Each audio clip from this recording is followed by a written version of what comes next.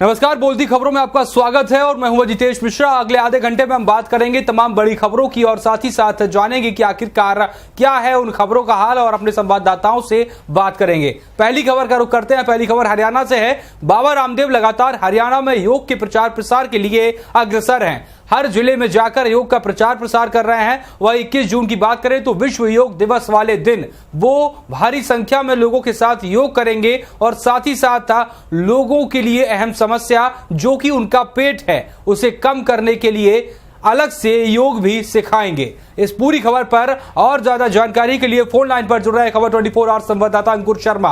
अंकुर, क्या कुछ पूरी खबर आ रही है? अजितेश, जो पूरी खबर है वो ये है कि हरियाणा में 21 जून को जिला स्तर पर अंतर्राष्ट्रीय योग दिवस मनाया जाएगा। इसमें 21,000 जो योग साधक है वो भाग लेंगे और जो बाबा रामदेव पहले ही कह चुके हैं कि उनका एक प्रण है कि हरियाणा से 1,80,00,000 किलो वजन कम करना है उनको। तो ये कहीं ना कहीं बात निकल के आती है कि बाबा रामदेव जो हरियाणा प्रदेश है उसको योग प्रदेश बनाने की उन्होंने कई बार बात की है कि हरियाणा प्रदेश को मैं योग प्रदेश बना के रहूंगा और इसलिए उन्होंने एक प्रण भी लिया है कि 1,80,00,000 किलो वजन यहां से घटाएंगे वो। इसके साथ ही जो अनिल विज है, जो स्वास्थ्य मंत्री यहां के हैं, उन्होंने बस साफ तौर पे कहा है कि करनाल में जो ये आयोजित हो रहा है योग दिवस, इसमें हर तरह की संपूर्ण जो भी उन्हें चाहिए चीजें वो दी जाएंगी। इसके लिए प्रशिक्षण वहां पे जो योग साधुओं का प्रशिक्षण है वो शुरू हो जाएगा। कल से 20 से 22 मई से प्रशिक्षण शुरू हो जाएगा। तो पूरी तरह से तैयारियां पूरी हो चुकी हैं। इस जो योग शिविर लगेगा इसके लिए पूरी तैयारियां कर चुके हैं। अंकुर, अगर हम बात करें हरियाणा में जिस तरीके से बाबा रामदेव योग के प्रचार प्रसार के लिए निकले हुए हैं, लोगों को स्वस्थ करना उनका यहां पर पहला मकसद नजर आता है।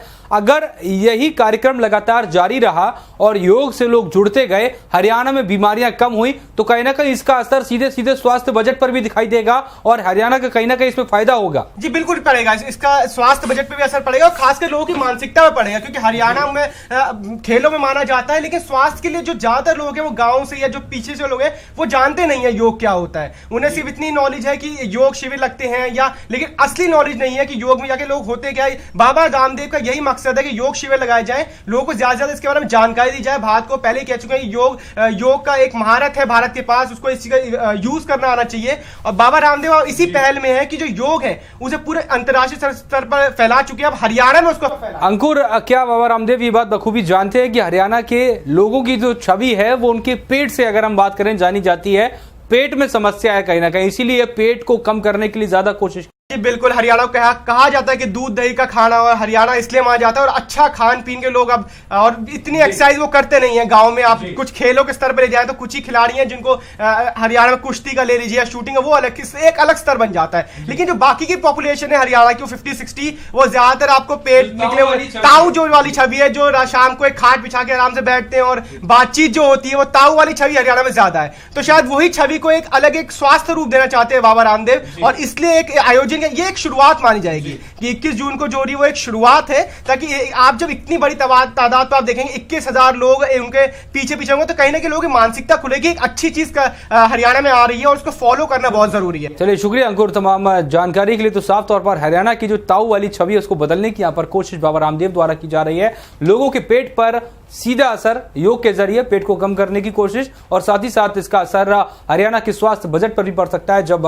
हरियाणा में योग के प्रचार प्रसार पर जो बाबा रामदेव निकले हैं, अगर वो कहीं ना कहीं अपने मकसद में 90% तक भी कामयाब हो जाते हैं तो कहीं ना कहीं लोगों की जो बीमारियां हैं वो दूर होती नजर आएंगी। और बोलती खबरों में रुक करेंगे अगली खबर का। अगली खबर नीति आयोग से है। नीति आयोग की बैठक हुई और मुद्दा था स्वच्छता अभियान। जी हां, प्रधानमंत्री नरेंद्र मोदी द्वारा जो भी योजनाएं शुरू की गई हैं उनके क्रियान्वयन को लेकर इस नीति आयोग की बैठक में अगर हम बात करें, तमाम राज्यों के मुख्यमंत्री शामिल हुए। तो कुछ राज्यों के मुख्यमंत्रियों ने अपने प्रतिनिधि के तौर पर उनकी सरकार के मंत्री यहां पर भेजे। तमाम मामलों पर यहां पर बातचीत हुई। प्रधानमंत्री नरेंद्र मोदी की अगर हम बात करें तो इस नीति आयोग में जिस तरीके से कोशिश की जा रही है कि योजना आयोग को भंग करने के बाद नीति आयोग के तमाम कार्यों का यहां पर क्रियान्वयन जो है वो चलता रहे। और इस खबर पर और ज्यादा जानकारी के लिए खबर 24 आवर संवाददाता रिंकल गुप्ता फोन लाइन पर जुड़ रहे हैं। रिंकल, नीति आयोग की बैठक हुई, कौन कौन शामिल हुआ, क्या कुछ मुद्दा अहम रहा है? जी अजितेश, आपको बता दूं कि जिस तरीके से स्वच्छता अभियान जो है पूरे देश में, मतलब पूरे देश के स्तर पर पूरी तरह से चलाया जा रहा है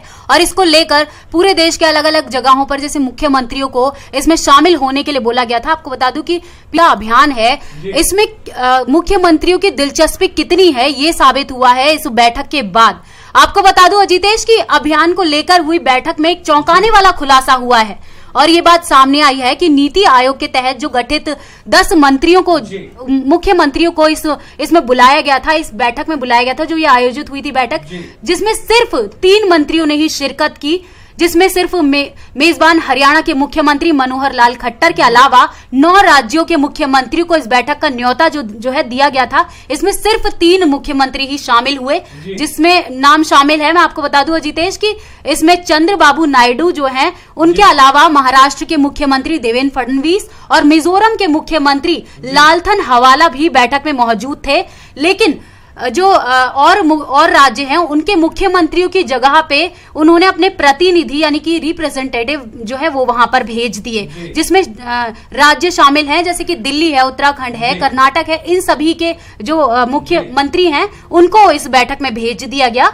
और अजितेश, एक बात और सामने निकल कर आई है कि बिहार और पश्चिम बंगाल ने मोदी के स्वच्छ भारत अभियान के सपने को कोई दिलचस्पी नहीं दिखाई। वो उनका कोई मंत्री या मुख्यमंत्री कोई भी इस बैठक में जो है वो शामिल नहीं हुआ है। और आपको ये भी बता दूं अजितेश, इन राज्यों से ना तो कोई सीएम ना ही कोई अधिकारी इस बैठक में हिस्सा लेने पहुंचा। बिल्कुल रिंकल, अगर बात हम स्वच्छता अभियान की करें तो इस बैठक के बाद क्या कुछ परिणाम निकलता नजर आया, क्या कुछ कोई अहम फैसला हो पाया इस बैठक में? जी अजितेश, आपको ये बता दूं कि स्वच्छता अभियान को लेकर तेजी से जो है ये अभियान चलाया जा रहा है। पीएम मोदी द्वारा ये चलाया गया था, जिसको लेकर ये बैठक तो हुई थी। इसमें करीब जितने भी लोग शामिल हुए उन्होंने यही बात रखी कि स्वच्छता को जो सपना है भारत को स्वच्छ बनाने का, उसको लेकर आगे जागरूकता बढ़ाई जाए लोगों में और लोगों को और जागरूक किया जाए। और जो भी राज्य में कहीं पर भी कोई कूड़ा करकट या जो भी जिस तरीके की ये चीजें मिलती हैं उनको साफ करवाया जाए जल्दी से जल्दी और भारत को स्वच्छ बनाया जाए, जल्द से जल्द इसे तैयार कराया जाए। शुक्रिया रिंकल तमाम जानकारी के लिए। तो साफ तौर पर नीति आयोग की बैठक में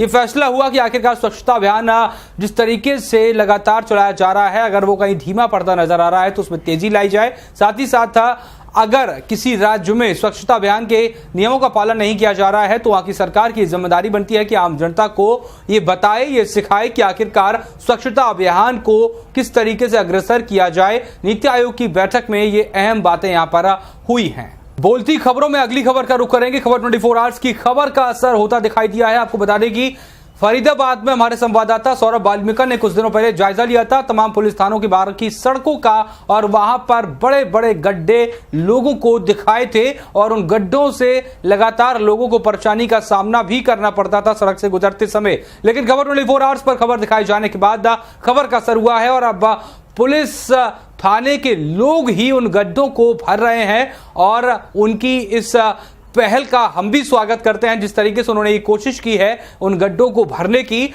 और इस खबर पर और ज्यादा जानकारी के लिए हम जुड़ेंगे फोन लाइन पर खबर 24 आवर संवाददाता सौरभ वाल्मीकि से। सौरभ, आखिरकार आपकी मेहनत यहां पर साकार होती नजर आई है। पुलिस थानों के बाहर जो गड्ढे थे उन्हें पुलिस थाने के इंचार्ज और वहां के लोग ही भरते नजर आ रहे हैं। जी तेज, बिल्कुल आपको बता देंगे फरीदाबाद के अंदर जो बड़खल की रोड है उस रोड की हालत ऐसी है कि वहां पर कदम कदम पर इतने गड्ढे हैं कि कई बार वाहन चालक कई बार वहां गिर जाते हैं और एक्सीडेंट हो जाते हैं। एक्सीडेंट के कारण उनकी भारी चोट आ जाती है। और इस जो खबर 24 ने जो सर्वे किया था, सड़कों का जायजा लिया था, तो वो जायजा अब देखा जा रहा है कि हमारी जो मेहनत थी वो अब कहीं ना कहीं रंग ला रही है कि जो पुलिस विभाग है उसने अपनी पहल करी है सड़कों की मरम्मत के लिए।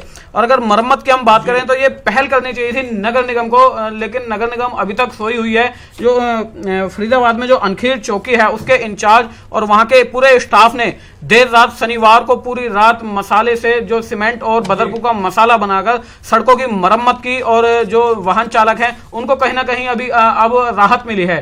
चलिए शुक्रिया सौरभ तमाम जानकारी के लिए। यहाँ पर असर होता दिखाई दिया है और साथ ही साथ अगर हम देखें तो हमारे संवाददाता ने जिस खबर को दिखाया था, जो रिपोर्ट उन्होंने तैयार की थी, उसके बाद नगर निगम को इस खबर पर जागना चाहिए था, लेकिन वो नहीं जागे। हालांकि पुलिस विभाग खुद ही जागा और रात भर उन्होंने इन गड्ढों को भरकर एक तैयार जो सड़क थी उसको यहाँ पर तैयार उन्होंने किया है। फिलहाल बोलती खबर में वक्त छोटे से ब्रेक का है।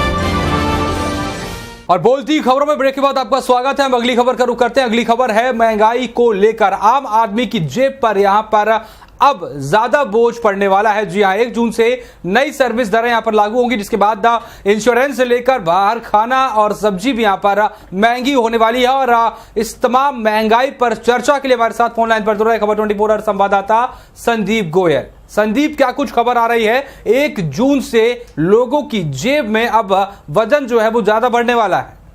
जी बिल्कुल अजितेश, मैं यहाँ पे बता दूं कि जिस तरह से वित्त मंत्री ने बजट पेश किया और उन्होंने साफ कर दिया कि आने वाले समय में 12% टैक्स लगता था, अब वो बढ़कर 14% हो गया है। तो अब 1 जून से जो लोगों को महंगाई की मार झेलनी पड़ सकती है, मैं बता दूं कि किन किन चीजों में महंगाई की मार झेलनी पड़ सकती है। अगर आप रेस्टोरेंट में खाना खाने जा रहे हैं या इंश्योरेंस का बिल, ये तमाम वो चीजें हैं जो आपको महंगाई की मार झेलनी पड़ सकती है उन चीजों पर। जी बिल्कुल, जिस तरह से 1 तारीख तय की गई थी वित्त मंत्रालय की ओर से, या जो सर्विस टैक्स की दरों में जो इजाफा होना था, वो अब 1 जून से लोगों की जेब को काटने में पूरी तरह से दिखाएंगे और लोगों को महंगाई की मार झेलनी पड़ सकती है। जी बिल्कुल, और साथ साथ मैं ये भी बता दूं कि सरकार दोहरी मार यहाँ पे जो महंगाई की है वो जनता पर देने जा रही है कि एक तरफ पेट्रोल और डीजल के रेट बढ़ा दिए गए हैं, दूसरी तरफ से सर्विस टैक्स के जो रेट है वो 1 जून से बढ़ जाएंगे। तो कहीं ना कहीं जो लोग हैं, जो जनता है देश की, वो महंगाई की मार झेलने के लिए उनकी जेब है जो काटने के लिए सरकार ने दोहरी मार उन पर दी है। जी संदीप, इसके साथ ही साथ अगर हम देखें कि मार्केट में किस तरीके का यहाँ पर माहौल नजर आ रहा है, क्योंकि ना कि सिर्फ आम आदमी बल्कि दुकानदारों पर भी इसका असर पड़ता नजर दिखाई देगा। जी बिल्कुल साफ कहा आपने कि जिस तरह से महंगाई की मार है, पहले ही जनता त्रस्त है। महंगाई के किसानों की फसलें बर्बाद हो चुकी हैं, जो गेहूं है वो खत्म हो चुका है, सब्जियां जो सड़ चुकी थी खेतों में। तो अब जब महंगाई की मार और भी ज्यादा बढ़ जाएगी, 1 जून से जो सर्विस टैक्स है 12.36% का था, वो बढ़कर अब 14% लगेगा। तो पूरी तरह से जो टैक्स है वो बढ़ा दिए जाएंगे। लोगों की जो जेब है वो यहां पर कटती नजर आएगी। मैं बता दूं कि रेस्टोरेंट में खाना तक महंगा हो जाएगा। आपको कहीं जाना है, सैलून में बाल कटाने हैं, हवाई यात्रा करनी है, इंश्योरेंस कराना है, मोबाइल का बिल जमा करना है, वो तमाम चीजें जिनकी जो दिनचर्या शुरू होती है और दिनचर्या जो रात में खत्म होती है, वो सारी चीजें महंगी हो जाएंगी। तो जनता को इसकी बहुत बड़ी मार झेलनी पड़ सकती है। तमाम वो चीजें हैं जो लगातार इसका विपक्ष भी का विरोध कर रहा है। और जो बाजार की बात करी आपने, बाजार में भी लोग डरे हुए हैं। वो पहले ही घबराए हुए थे कि जो सामान 100 रुपए में मिलता था, अब वो करीब 150 से ऊपर की रकम पे मिलेगा। तो ज्यादातर लोग अब जो अपनी जो त्राही कर रहे हैं, वो अब ज्यादा सरकार को कोसने में लगे हुए हैं। जी बिल्कुल, शुक्रिया संदीप तमाम जानकारी के लिए। तो सरकार का खजाना यहाँ पर बढ़ने वाला है, लेकिन आम जनता की जेब से यहाँ पर पैसे कम होने वाले हैं। अगर आप 200 रुपए में सामान भरकर सामान लेकर आते हैं बाजार से, तो अब वही सामान कम आएगा, क्योंकि सर्विस टैक्स यहाँ पर 1 जून से नया लगेगा, नई दरें होंगी, लोगों की जेब पर यहाँ पर ज्यादा असर पड़ता दिखाई देगा। और बोलती खबरों में अगली खबर का रुख करेंगे। अगली खबर हरियाणा से है। मेक इन इंडिया के नारे को मजबूत करते हुए हरियाणा सरकार भी प्रधानमंत्री नरेंद्र मोदी के नारे में अपनी आवाज से आवाज मिलाती हुई नजर आ रही है। आपको बता दें, कुरुक्षेत्र में मेक इन इंडिया को बढ़ाते हुए तमाम लघु उद्योगों को यहां पर बढ़ावा दिया गया है। तमाम लघु उद्योगों की स्थापना की गई है। और साथ ही साथ अगर हम देखें तो लगातार केंद्र से कदम मिलाते मिलाते हरियाणा भी आगे बढ़ रहा है। और इस खबर पर और ज्यादा जानकारी के लिए खबर 24 आवर संवाददाता मूर्ति दलाल फोन लाइन पर जुड़ रहे हैं। मूर्ति, क्या कुछ खबर आ रही है मेक इन इंडिया को लेकर? जी अजितेश, मैं आपको बता दूं कि देश के प्रधानमंत्री नरेंद्र मोदी के मेक इन इंडिया सपने को साकार करने के लिए कुरुक्षेत्र के 45 लघु उद्योग धंधों को स्टैब्लिश किया गया है। ये लघु उद्योग जो हैं, ये बैंक और अन्य जो वित्तीय इंस्टीट्यूट्स हैं उनसे 45 करोड़ 80 लाख रुपए मदद लेकर स्टैब्लिश किए गए हैं। इसमें सबसे अहम बात जो ये है कि यूनिट्स को शुरू करने के लिए 545 बेरोजगार युवकों को रोजगार मिल सकेगा। अब 2042 तक ये यूनिट्स, अजितेश मैं आपको बता दूं कि नई यूनिट्स के खुलने से कुरुक्षेत्र में जितने भी लघु उद्योग हैं उनकी संख्या 2042 हो गई है। इन यूनिट्स के माध्यम से 16,401 लोगों को रोजगार मिलने की आशंका है। जी शुक्रिया मूर्ति तमाम जानकारी के लिए। तो साफ तौर पर हरियाणा में मेक इन इंडिया को बढ़ावा देते हुए तमाम लघु उद्योगों की स्थापना कुरुक्षेत्र में की गई है। साथ ही साथ रोजगार को यहाँ पर जो बढ़ाया जाएगा, जो बेरोजगार हरियाणा में घूम रहे हैं उनको यहाँ पर रोजगार मिलेगा। साथ ही साथ व्यापार बढ़ेगा, तो निवेश भी यहाँ पर हरियाणा में बढ़ता नजर आएगा। फिलहाल बोलती खबरों में इतना ही।